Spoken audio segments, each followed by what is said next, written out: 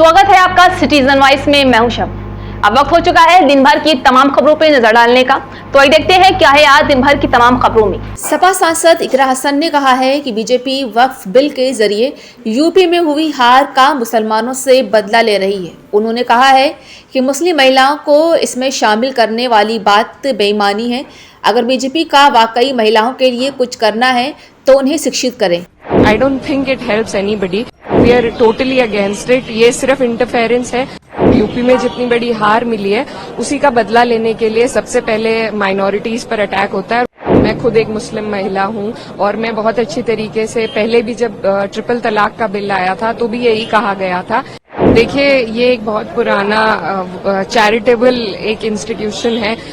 वक्फ की जो जमीन है वो कैसे दी जाती है, सबसे पहले ये समझने की जरूरत है। अगर मैं आपको कुछ दे रही हूँ, उसमें कोई तीसरा इंसान, मैं आपको अपनी चैरिटी अपने मन के हिसाब से आपको कुछ दे रही हूँ, उसमें कोई दूसरा इंसान आपको आके बताए कि आप उसका किस तरीके से इस्तेमाल कर सकते हैं और सारी की सारी जो पावर्स है वो आप अगर जिला अधिकारी को दे देंगे तो उसमें I don't think it helps anybody and we are totally against it. ये सिर्फ इंटरफेरेंस है क्योंकि ये सरकार जिस तरीके से इनको मैंडेट मिला है और यूपी में जितनी बड़ी हार मिली है उसी का बदला लेने के लिए सबसे पहले माइनॉरिटीज पर अटैक होता है। और मुझे लगता है अगर इसी तरीके से अटैक हुआ, it's not just an attack on minorities but also on the constitution, on article 14, article 25, article 26, it's a direct attack. So and it is not just for Muslims. I think all the minorities in the country need to be aware of this government's intent, of their intent to interfere with one's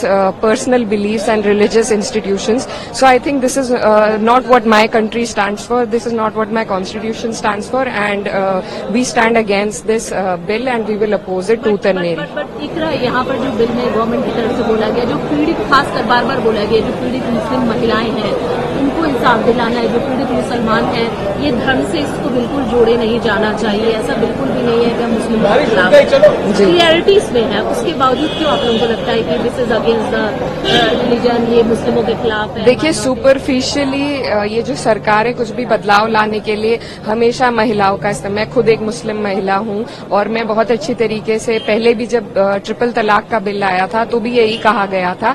पर मेरी मांग भी थी, मैंने minister of education से मांग करी थी कि आप अगर महिलाओं के लिए कुछ करना चाहते हैं तो आप उन्हें पहले पढ़ाइए, और अगर ये उसमें महिलाओं को इंक्लूड करना चाहते हैं वो एक सिर्फ वो स्टिपुलेशन नहीं है, इसमें सारी पावर जिलाधिकारी को दी गई है। इसमें सारी पावर, इसमें और people from other communities have to be a part of it.